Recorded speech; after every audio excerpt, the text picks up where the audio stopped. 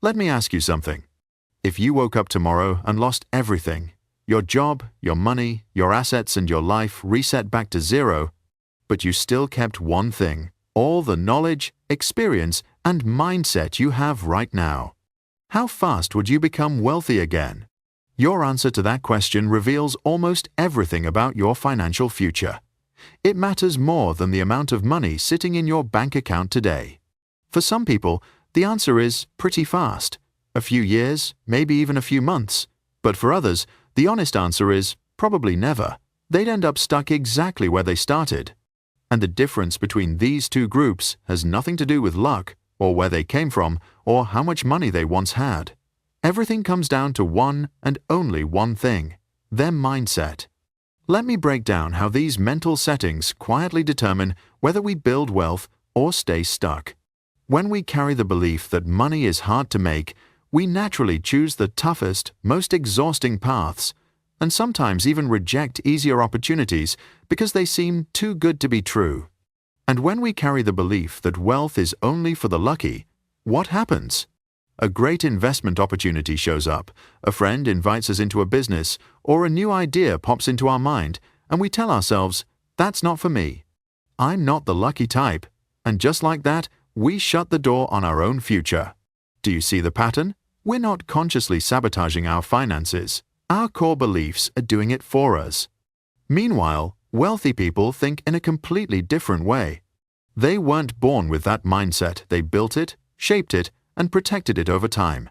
They developed a mental framework designed to support long-term financial growth. And today, we're going to break down a few of the core principles behind that mindset. Secret 1. Money is a tool, not the destination. So, what does it mean when we say money is a tool and not the end goal? Think about a blacksmith and his hammer, his most important tool. His goal isn't to own a hammer. His real goal is to create something great. The hammer simply helps him turn skill into value. Money works the exact same way. It's our hammer. We can use it to build something meaningful, or we can swing it in the wrong direction and hurt ourselves. The choice is always ours. And once you truly understand this, something shifts inside you. You stop chasing money. Instead, you start focusing on becoming better craftsmen, better at what you do. You focus on improving your skills, expanding your knowledge, building strong relationships, and creating real value for others. And when you do that, money naturally finds its way to you, because now you know how to use it to build something that lasts. You control it instead of letting it control you. Secret 2. The wealthy know exactly what they want. We all say we want to be wealthy or make more money. But what does wealthy actually mean? And how much is more? $100 more? 100,000? Vague goals are like getting into a taxi and telling the driver, "Take me somewhere nice." The driver would just stare at us. He has no idea where to go. So we end up driving in circles and paying for it. Our brains work the exact same way. They're incredible problem-solving machines, but they need a clear destination. A vague goal only produces vague actions and vague results. Wealthy people don't say, "I want to be rich." They say something like, "I want a net worth of $5 million by age 45, so I can retire early, travel the world with my family, and fund a charity for children's education." See the difference? A real goal has 4 things: a specific number, a strong emotional reason behind it, a clear deadline, and usually a rough strategy to get there. Once we have that kind of clarity, our brain switches modes. It starts scanning the world for opportunities, people, and resources that align with that vision. Things we never noticed before suddenly become obvious. Secret 3. Becoming bigger than the problem. A lot of us believe that once we have more money, all our problems will disappear. But the truth is the exact opposite. Life is a constant stream of problems, and the more money we have, the bigger those problems become. As our income grows, so does our responsibility. As our assets grow, the decisions we need to make become heavier and more complex.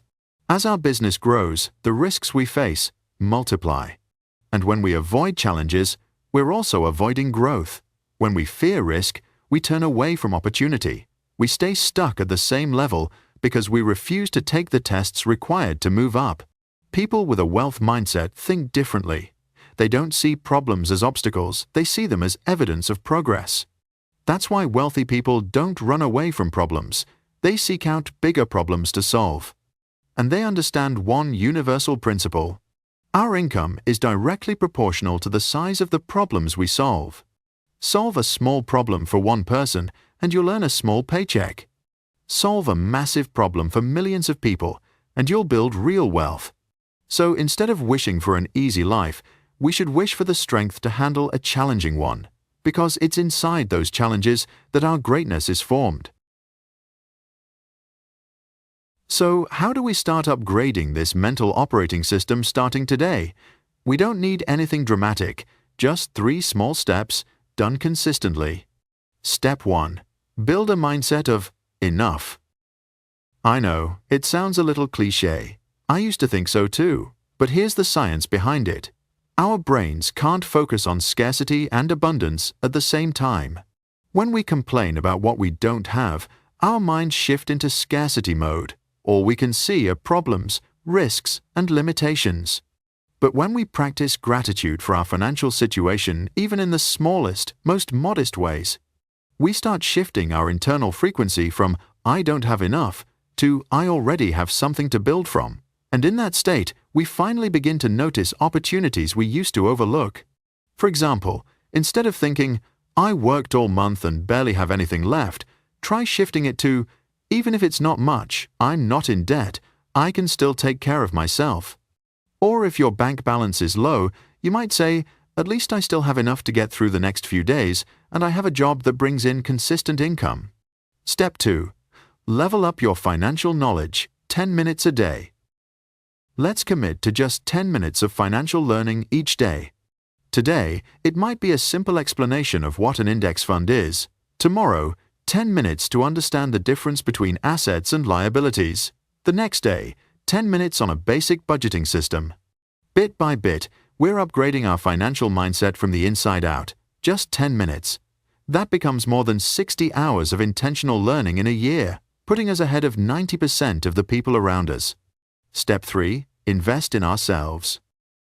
This is the highest return investment we will ever make. Examples. Buying a book is investing in our value. Taking an online course is investing in our learning speed. Purchasing a tool that helps us work better is investing in our productivity. Never hesitate to spend money on self-development. Everything else can disappear money, a house, a car, but what we invest into our mind stays with us forever. No one can take that away. And remember this. If we give $10,000 to someone running a poor mindset operating system, that money will disappear. But if we give $10,000 to someone running a wealth mindset operating system, that money will multiply. Because the game was never really about money. It's always been about the operating system running behind everything we do. Thank you for listening. If this brought you value, give the video a like and don't forget to subscribe so we can keep growing together on this financial journey.